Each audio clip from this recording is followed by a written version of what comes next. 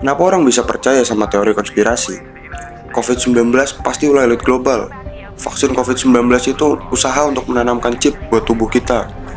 Ini semua ulah elit global, elit global, elit global. Dan masih banyak lagi. Gue rasa kita nggak bakal bisa lepas dari yang namanya teori konspirasi ketika ada sesuatu yang besar terjadi di dunia ini.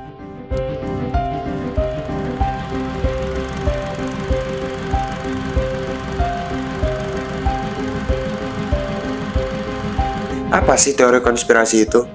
Teori konspirasi adalah sebuah teori yang menjelaskan bahwa sebuah kejadian dilatar belakangi oleh organisasi yang besar.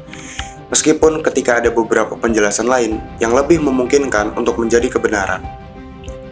Buat beberapa orang, teori konspirasi mungkin terdengar konyol dan gak bisa dipercaya. Mungkin lo juga pernah ketemu sama orang yang percaya sama teori konspirasi dan mikir, kok bisa sih dia percaya sama begituan? Well, mereka juga sama bingungnya dengan lo. Kenapa sih kok ada orang yang gak percaya kalau ini tuh beneran? Terus, apa yang harus kita lakukan? Apakah ada cara untuk menyelesaikan masalah ini? Karena jujur aja, teori konspirasi lebih banyak menimbulkan masalah dibanding solusi. Untuk mengetahui bagaimana respon kita seharusnya terhadap orang-orang yang percaya sama teori konspirasi, ada baiknya kita mengetahui kenapa orang-orang bisa percaya sama teori konspirasi.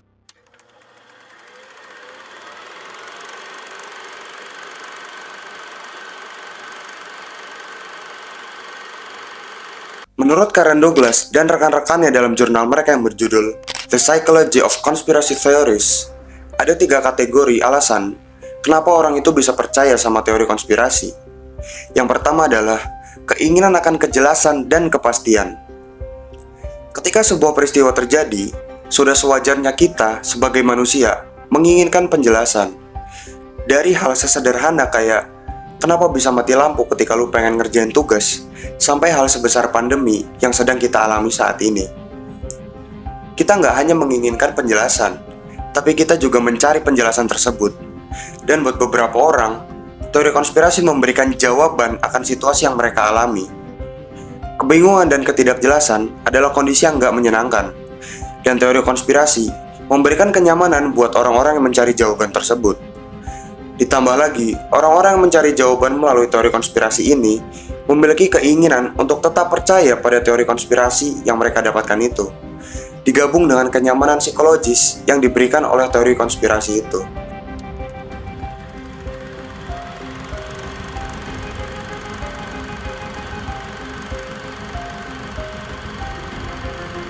Yang kedua adalah hasrat akan keamanan dan kendali.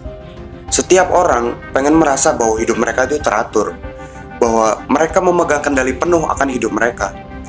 Dengan hadirnya teori konspirasi di tengah ketidakjelasan peristiwa di dalam hidup mereka, orang-orang akan merasa lebih aman dan lebih terkendali. Terlebih lagi, ketika lawan dari teori konspirasi itu adalah kebenaran yang membuat hidup mereka menjadi sulit. Ambil aja contoh, misalnya kayak teori konspirasi yang mengatakan bahwa COVID-19 adalah ulah elit global, bahwa virus corona hanya bohongan dan tidak semematikan itu. Maka, seseorang nggak perlu mengubah gaya hidupnya dan tetap hidup seperti biasa. Karena, ya siapa sih yang mau hidup susah?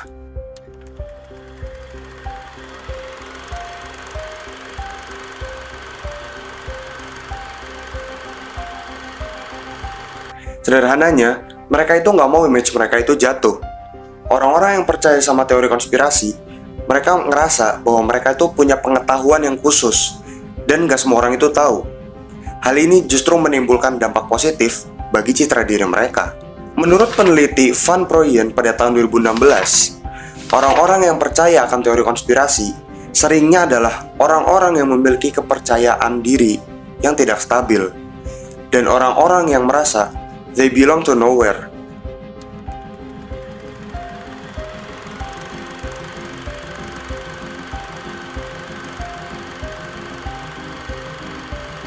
Selain 3 hal di atas, proses kita mengolah informasi juga berperan dalam alasan seseorang dapat percaya teori konspirasi. Confirmation bias adalah salah satu prasangka kognitif yang paling kuat dalam proses kita mengolah informasi. Sering dengar istilah cherry picking nggak? Nah, secara alami, memiliki kecenderungan untuk lebih percaya hal-hal yang mendukung apa yang sudah kita percayai dibandingkan dengan hal-hal yang berkontradiksi dengan hal yang kita percayai, terlepas dari benar atau tidaknya hal tersebut. Ditambah lagi, situasi yang kadang sangat rumit membuat kita jadi semakin rentan terhadap hal ini. Proportionally bias juga berperan penting. Singkatnya, prasangka ini buat kita jadi mikir, kejadian yang besar itu semestinya dilatar belakangi oleh hal yang besar juga. Kayak sebuah organisasi jahat yang menyutradarai dalam sebuah kejadian penting. Kita sebagai manusia juga memiliki keahlian dalam melihat pola-pola tertentu. Tetapi, kadang kita terlalu memaksakan pola tersebut, sehingga kita melihat koneksi yang sebenarnya nggak ada. Kita dapat melihat kebetulan-kebetulan atau potongan-potongan fakta dari sebuah kejadian yang rumit, dan mulai membuat cerita dari prasangka kita akan hadirnya kebetulan tersebut.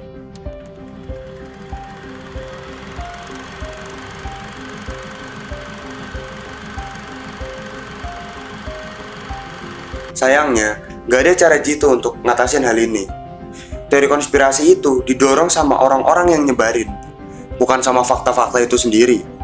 Dan orang-orang yang percaya sama teori konspirasi, mereka itu seringnya mikir kayak berita resmi itu palsu, daripada mereka mikir, apakah teori konspirasi ini benar sepenuhnya?